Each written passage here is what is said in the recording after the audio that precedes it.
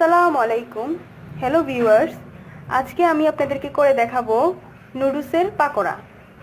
আর এটি বানাতে যা যা উপকরণ লাগবে, এখানে আমি একটি নুডলস নিয়েছি, কয়েকটি মরিচ নিয়েছি, পরিমাণ মতো লবণ, একটি ডিম এবং পেঁয়াজ কুচি।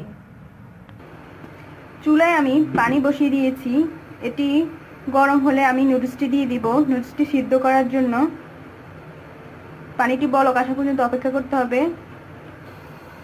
পানিটি গরম হয়ে গিয়েছে, এখন আমি নুডলসটি দিয়ে দিব। দিয়ে এটাকে সিদ্ধ করতে হবে, ভালোভাবে সিদ্ধ করতে হবে।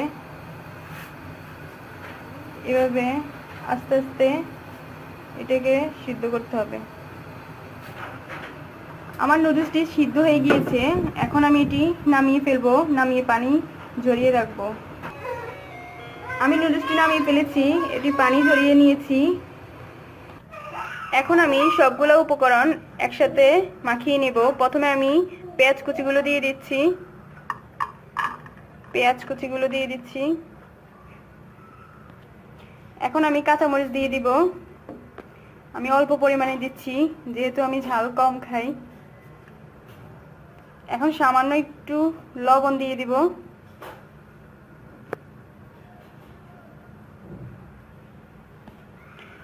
এখন আমি সামান্য পরিমাণে মরিচের গুঁড়ো দিব, হলুদের গুঁড়ো দিব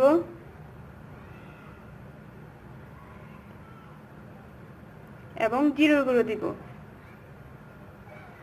এখন এগুলোকে ভালোভাবে মাখিয়ে নেব হাত দিয়ে।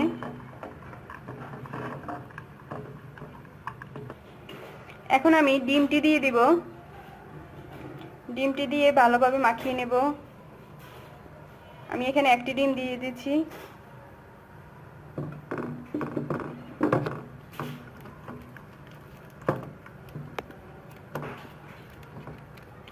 এবার আমি নুডলসের যে মশলাটি আছে ওইটি দিয়ে দিচ্ছি।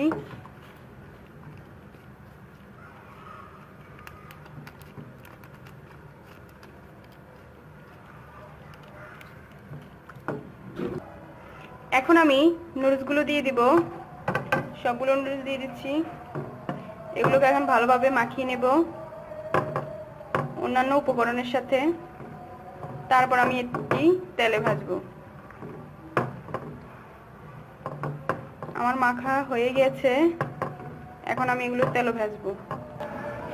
চুলায় আমি ফ্রাই প্যান বসিয়ে দিয়েছি।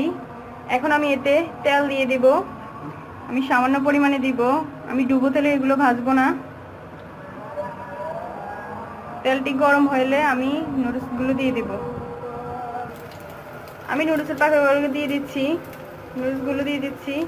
তেলটি গরম হয়ে গেছে, আমি আরো দিয়ে দেব।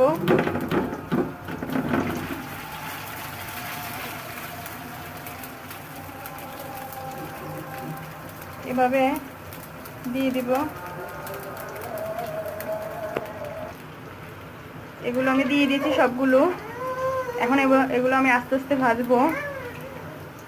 চুলার আগুনটি একদম লোতে থাকবে, বেশি জোরে দেওয়া যাবে না, তাহলে পুড়ে যাবে।